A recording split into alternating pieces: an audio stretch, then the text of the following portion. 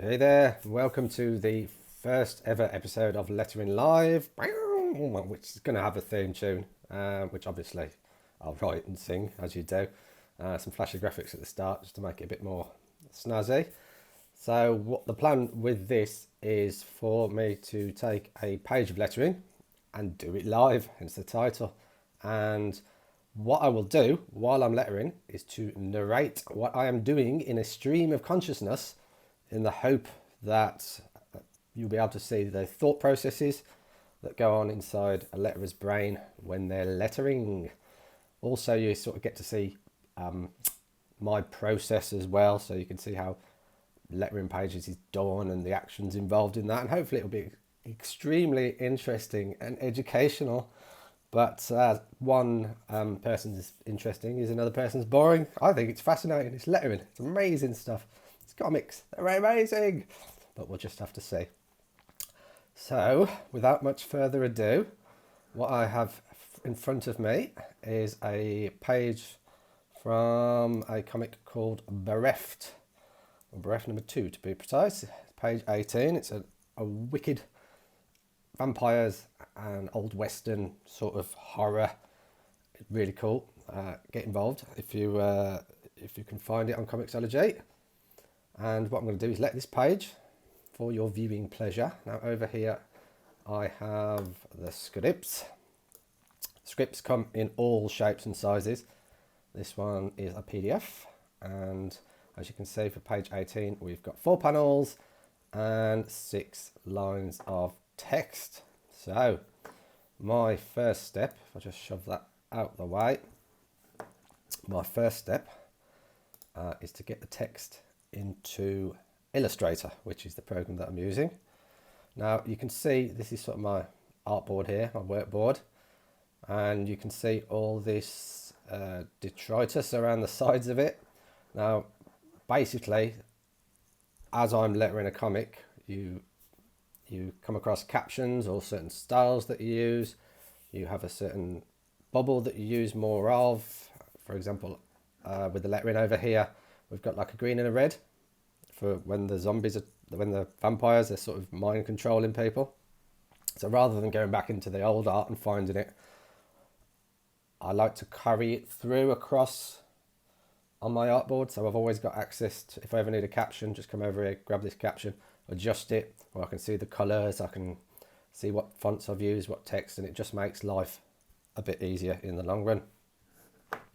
So with that in mind, this is the standard font that we're going to use for this comic, which is Tough as Nails by the amazing Blambot.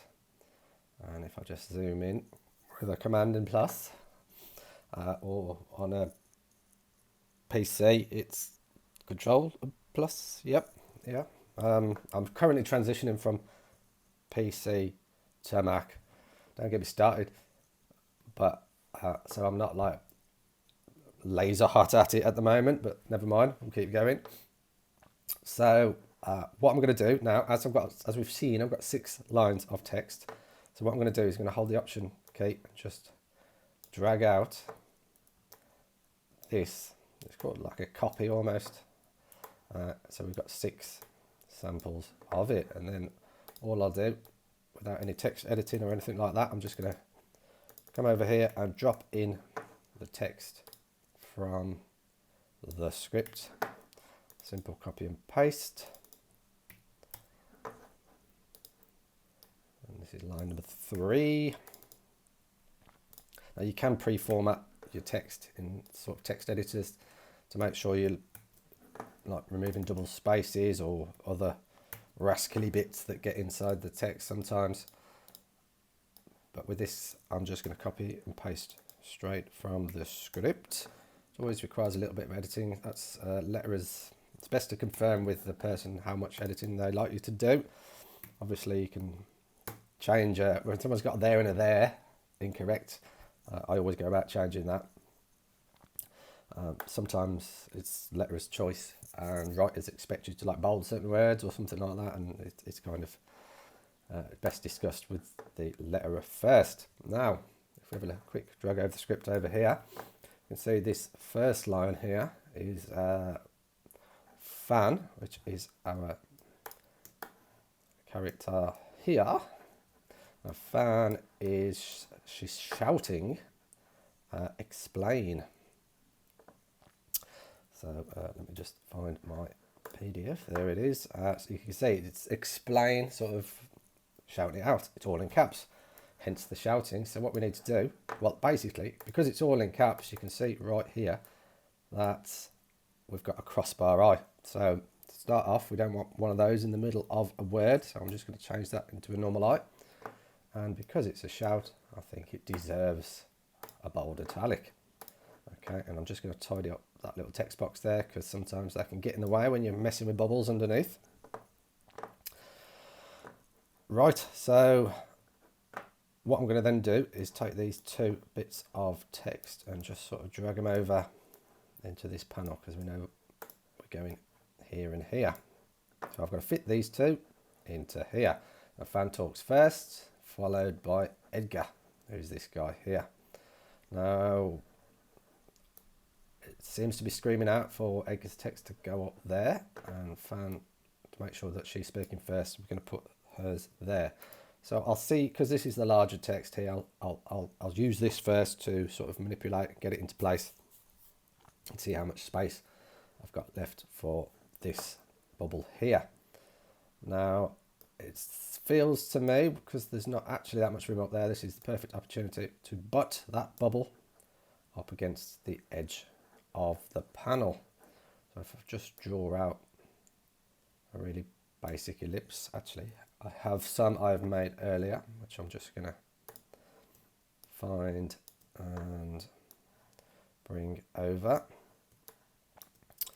So just to see the general size of it, the bubble is going to be butted like that in a certain way, so there'll be an overlap, and I'll show you how to do the butting in a moment.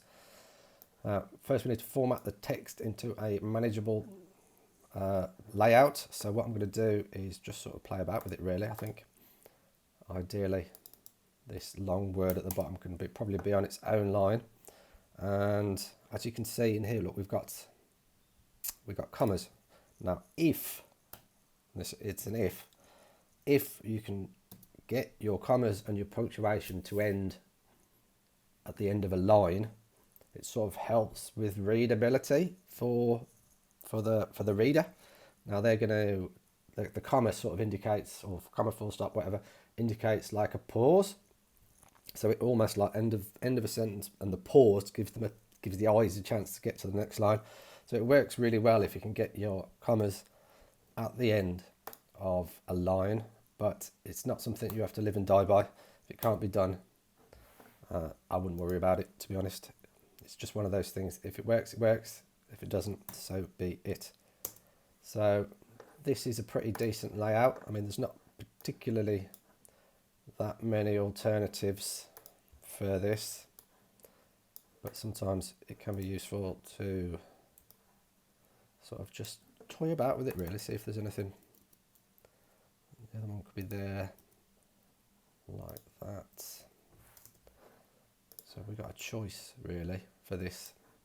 It's either going to look something like that or something like that. Now I'm digging the way the commas all end here, and that's not bad, but it's a little bit wide at this point, whereas this one's sort of wider in the middle. So I'm going to go for this layout. So we'll delete that one out. One of the rules of lettering, and again this is sort of like the comma thing, if it works, it works, if it doesn't, it doesn't, is to make sure that the distance between the top of the lettering here and the edge that you're butting up to is about the height of a line of text. Sometimes it works, sometimes it doesn't, depends on the text, blah de blah. It's you just have to sort of suck it and see what works. The main thing you need to aim for is consistency. So if once you've selected sort of like a height between these two objects here, then you sort of, if every time you butt a bubble, if you try and simulate that height so it looks the same across the comic, that's really helpful. So I'm just going to drag this out like so, and knock that up slightly, We've got quite a nice decent width at the side of it. I'm just going to drag that in a teeny bit. And you can always select both and center a line to make sure it's bang on in the middle. Now that's pretty good. There's decent breathing space there. One of the issues I can see with this, obviously, is I'm just going to knock that down because we've got a bit of white up here. Just makes it more rounded. One of the issues here is what we've got, something that's called a tangent.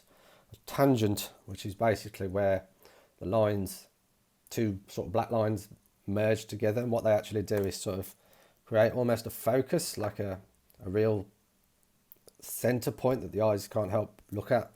So we want to try and avoid tangents where possible. So I think in this case, I'm just gonna, we've got a bit of room to make this bubble a little bit better, and so with the direct select tool, select that anchor point, I can just drop it down, and it sort of removes the tangent. Now we've still got sort of a clash where the black comes into contact with there, but as it's like an angle like that, 90-degree angle, it's kind of all right. It's when they sort of run in tandem with each other, side by side, it can get a bit distracting. But in this case, you can sort of see the bubble is definitely separate from the art. There's clear borders there. I don't know if you can see, but this bubble's sort of not exact shape. So I'll go through the actual process of making an entire bubble. So if I just draw out, select one of these, ignore that, select this bubble here, it puts me on the bubble layer and copies the style of the existing bubble I've got. So I can just draw out a bubble for this one here. Now the explain is sort of, it's shouted out. So I think one nice trick that you can do, if you select your freeform tool, you can give the explain just a little uplift. It just sort of makes it a little bit more expletive, a little bit more shouty. And so, because one of the things I like to suggest is you actually read out the text as you letter in. Really helpful. And when Van shouts the words explain, it's sort of like explain.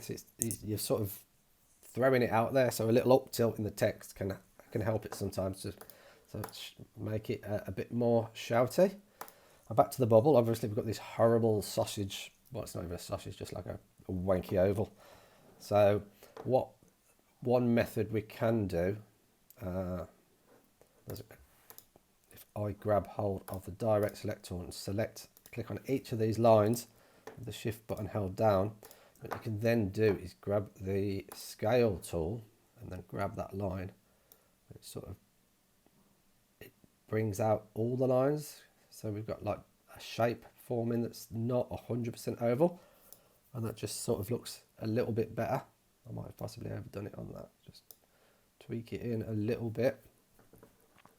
And as I said, with this bubble, it's sort of like not 100%. The curve here is different to the curve there, and so forth. In order to, it's really nice when you can make the speech bubbles seem more organic and more drawn. So what you can actually do is sort of move these anchor points around like so, and it gives it sort of like a wonky shape. You can even grab these anchor points as well and move handles, move them about, and it just sort of like gives it an off oval shape, which can give it a more sort of hand-drawn effect. The goal obviously of lettering is to look like it look like part of the art, so these hand-drawn looking wonky shaped bubbles are actually quite effective in that process. So we've got our explain here. I'm just going to tweak it a little bit. I might even turn it to complement the twist of the font. So explain is not a bad word. Lettering's like words like congratulations or anti-establishmentarianism is a right pain when you've got this massive long line. Explain's pretty decent. You usually end up with a sausage balloon, but it can't be helped. Now with this bubble, I mean, we could stick it up here, but it's kind of like the emphasis is being sort of taken away by the blackness of the hair here. Another option would be to sort of butt it up here, but I think as it's sort of like a single shout out word, it looks much better when it's sort of standing alone. So what I'm actually going to do in this case is take advantage of the white space in this bubble, sort of knock it over there a little bit, and that kind of works for me. Maybe a little bit too close to the top, but that sort of brings it too close to the head and the S, but I could live with that, to be honest. Maybe if I just grab that anchor, knock that one in, and knock that one in a bit. Okay, and that looks pretty good in terms of sort of like bubble layout. So moving on to tails. For Edgar's tail here, we grab hold of our pen tool with mouths about here. So midway points about here, but we could go to here even. We could, there's like a lot of feathering going on here, a lot of shadowing, which could sort of get in the way of the tail, make it look a bit strange. So I think I'm just going to sort of start around here. So a single click.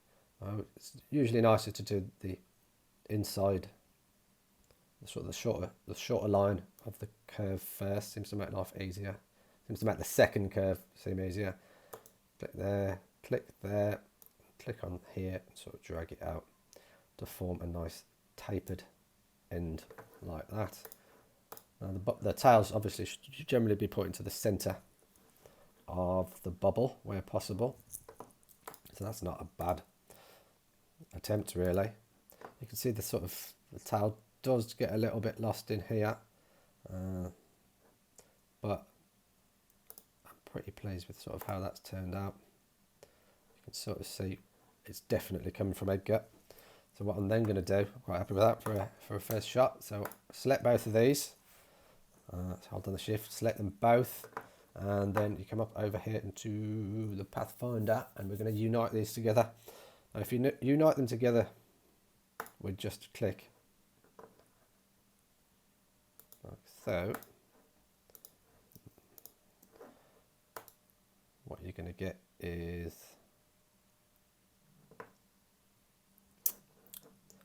what if it would actually do it rather than being a pain. Select that path, select that bubble, merge them together. Not working. Magnificent.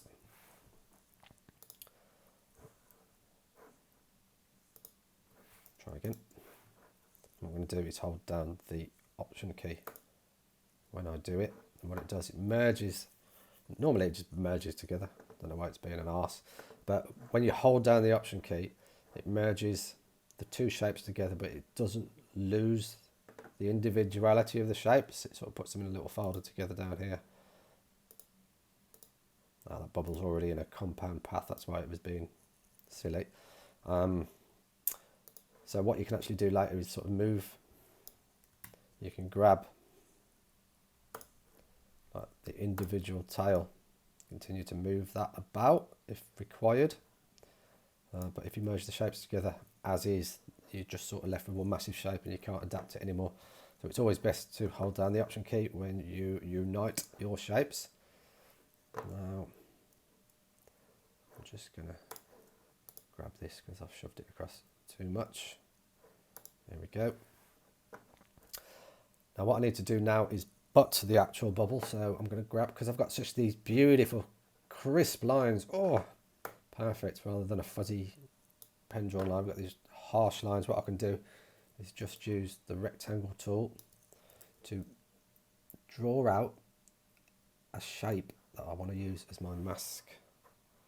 So we're just going to go like that, making sure all parts of this bubble are inside the mask, and with the mask selected, although it's just a shape for now, with the shape selected, select the shape you want to mask to, and you can hit Command and 7, and as you can see, it'll chop it off nicely just there. And we can go in and see there's a little bit of a white line there, which in my opinion is utterly unacceptable. So I'm just going to grab the corners of my mask and sort of make sure they are bang on the money.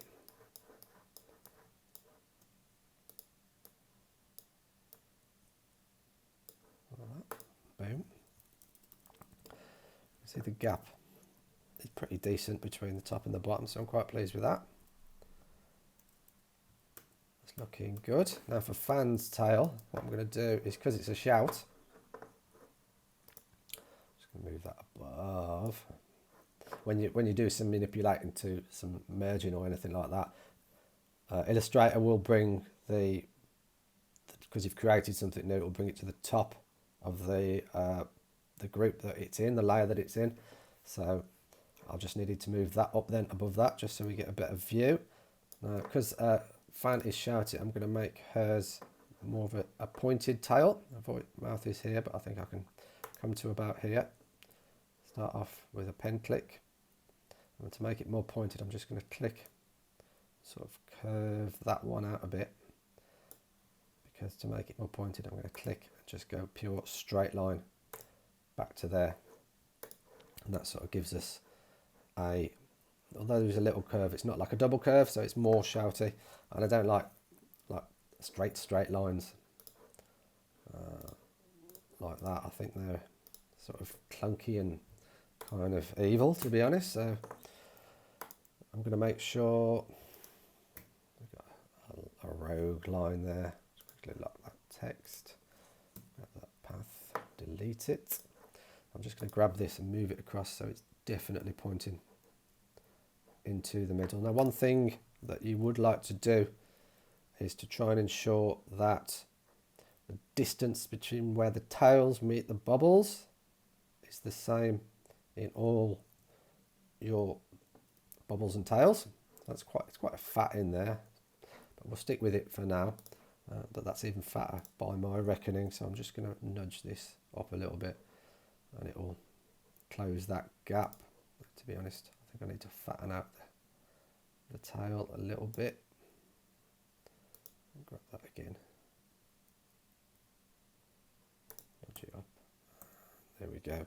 So, because this is a path and this is a path, unlike my rubbish attempt at merging something earlier, this will work just fine. I can show you. So if we click on Unite now, you've got this singular shape that you can't really adjust. I mean, you can go in and move things about, but obviously you're messing with the integrity of the shape of the bubble.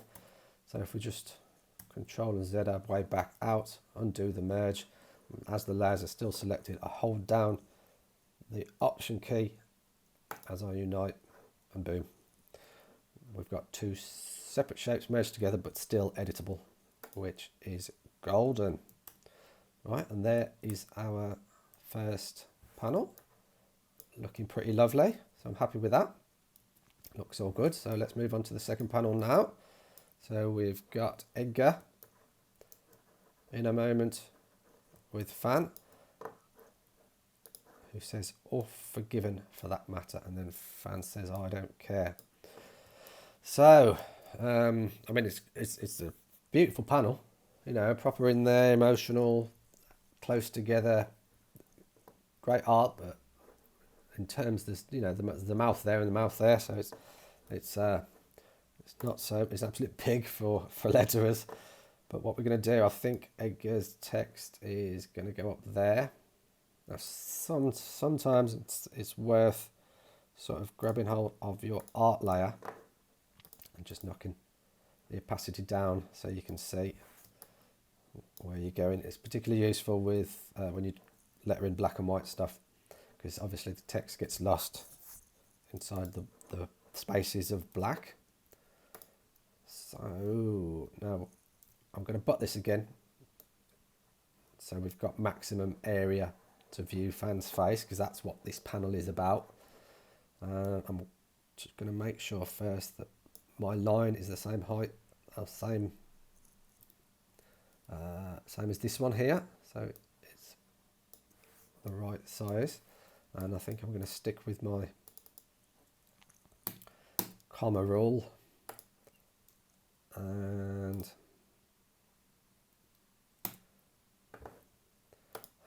the bubble look like that. I'm just going to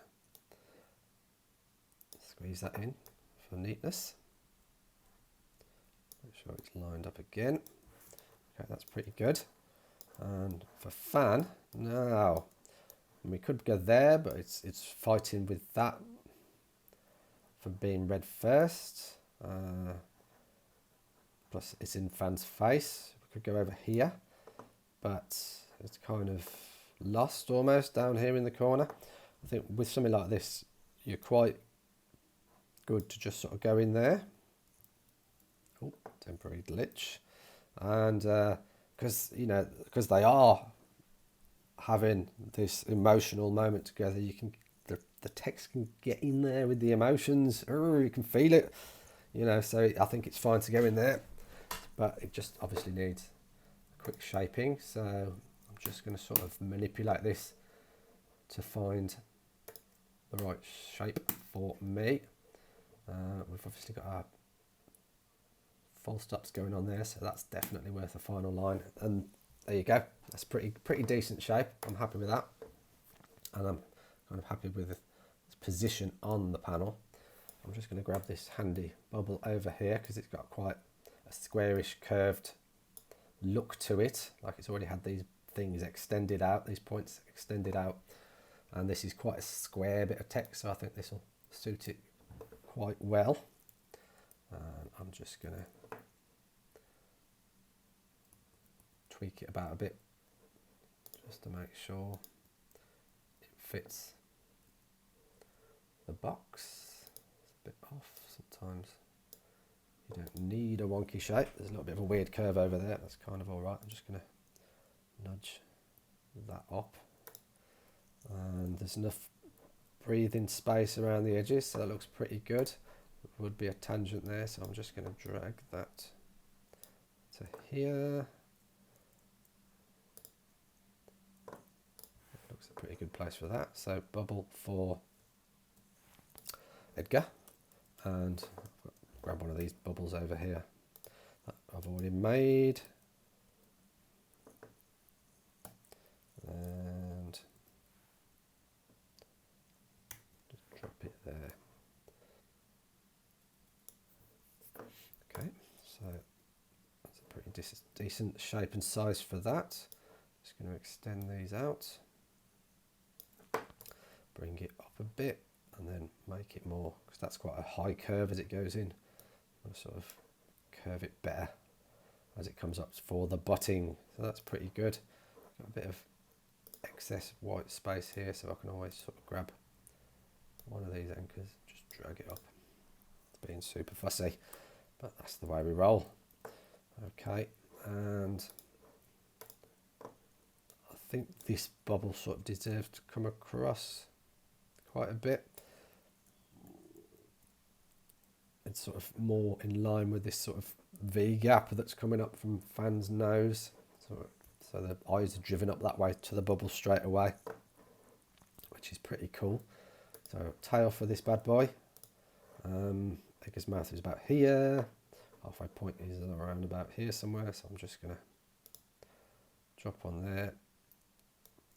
Curve around with a shorter tail. Simple click there. And then create a full curve. So that's a pretty nice looking tail. One element is sort of these hairlines are sort of fighting with that a little bit. So I'm just going to drag that out a little way, squash that in, which will make this bit fatter, and maybe drop it down a couple of notches. Yeah, that works quite well with the background. So that's pretty decent. Points towards where his mouth is, even though it can't be seen. Select both of those. Option, unite, boom, shakalak. Not quite the same width over there as over there, so I'm just going to grab that, sort of eke out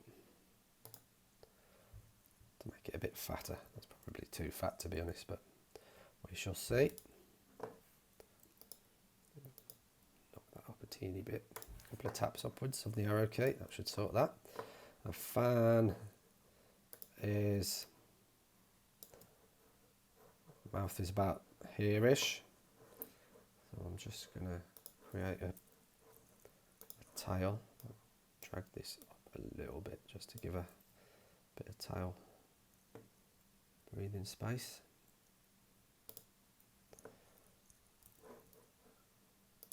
Using the pen tool, find a point that doesn't touch one of these black things. I'm not a fan of where the tail ends on something black. Really, really annoys me. So I'm just going to curve out the bottom part of the tail, the shorter one, and curve out the longer one. It's got a nice taper. It's quite fat at the ends. That's actually turned out pretty sweet. So I'm going to merge these bad boys together. Just drag that out the text panel. Option unite. Then we've got shapes all formed pretty nicely. You can tell who's talking and the order is all correct. So I'm just going to draw myself a rectangle and select that shape, and then Command 7 to create the mask. If I just drop the opacity back up on this bad boy, we can see, yep, that's pretty sweet. I'm happy with that. Okay, we've got a silent panel here, and then finally we move down to these two lines of text where Leon says fans right will work through this. I don't know what that is in the script, but I'm sure it's not kisses. We'll take that out. And this one's an easy work. Look, it's going to be like that, simple as. It doesn't need to be a single long piece of text. That's much better. And that's coming from Edgar here. And we've got a Leon, and I think I'm going to butt this up just to ensure, give it sort of prominence when it comes to being read. Sort of, it's top of the top. It's up against the line, and it helps it to be read first. So I think for this, because there's a full stop there, we're going to go for one like this. In an ideal world, when you're butting your bubbles, the second line is supposed to be longer than the first line. It is slightly here, but it's still like one of those general lettering rules that the second line, when butted, is supposed to be longer than the first line. Just easier on the eye, so that looks pretty good. I'm just going to go and grab myself this pre-made bubble here. So rather than making bubbles again and again, it's really nice to keep a selection of bubbles at the side of your panel, so you can grab them and use them. And this is a nice easy one. Just going to stretch that out like so. It's pretty cool looking. I'm going to tweak it up a bit just so there's some breathing space there. Grab them. Oh, move the art. Make sure you lock your art layout if you're messing with it. I'm just going to centrally align that to be sure. That's a pretty decent bubble. I'm going to nick this bubble, use it again. Oh. Like so. So with the option key selected, we create a duplicate of the bubble. And this is a pretty decent size for a nice shape here.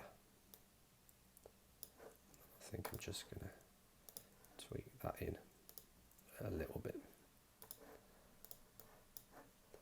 Centrally align. Okay, and maybe a bit too fat. Let's tweak it in a little bit more. Ooh. Centrally align again, just to get it looking good. We want Edgar is speaking second here, so obviously it can't stay there because it's sort of like left to right. It's sort of the first one that wants to be read, fighting with this top butted one. So I'm going to bring that over to here, and there's a nice curve going on here in Leon's back. You can see sort of there's an arch. So what I can do, I can use that to my lettering advantage push that further across because it allows me to create a tail that sort of matches the curve of Leon.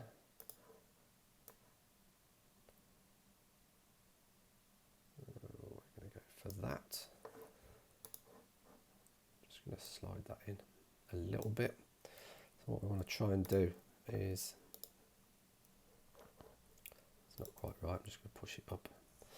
So make sure that it's pointed more centre to the bubble as well. Just knock it up a little bit, stay away from that blob.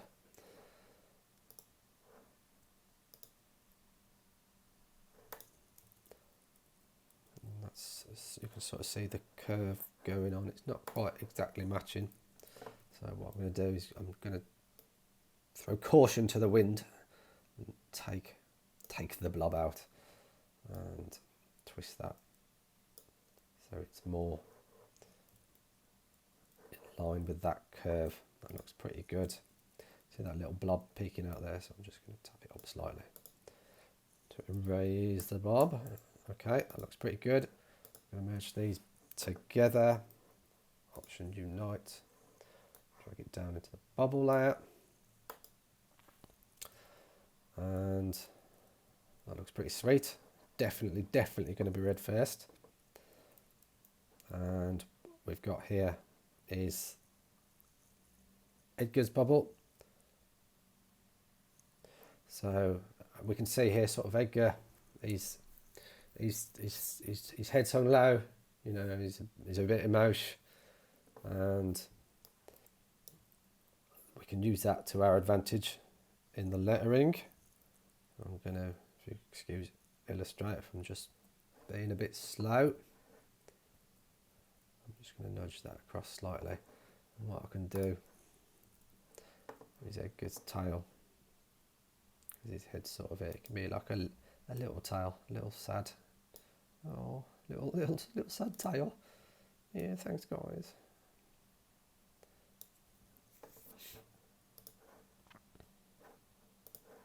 And it sort of, I think stuff like this sort of helps emphasise what's in the script. This is the power of the letter. Dun dun dun dun. So that's kind of pointing to the middle. Happy to go with that. Select that. Select that. Drag that down. Hold the Option. Unite them together.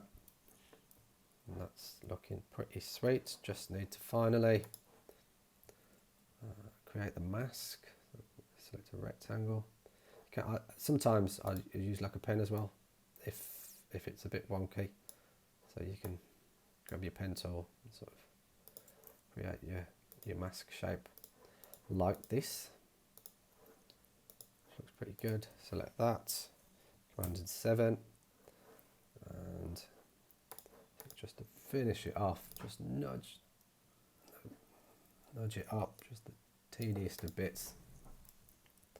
Hopefully it matches what's below. And there we go. One fully lettered page. Looking it over, just giving it like a final check for crossbar eyes, because they're ever such sneaky bastards. I think the best way to find a crossbar eye is to get your comic printed and then see it as soon as you open the first page. That's quite a humorous suggestion. I'm just feeling up here, just looking at it, that this bubble hasn't got quite enough breathing room. I'm just going to push it out a little bit, give the text a little bit more to work with. And yep, I think that's pretty sweet. This bubble here, I'm just going to remove a little bit of this white space that's here, just by tweaking in the anchor points. And there we go, one fully lettered page. I'll save that bad boy, and hopefully that was enjoyable. We'll let me know, and if people like this, then I'll do it more often. Okay, signing out. See you soon.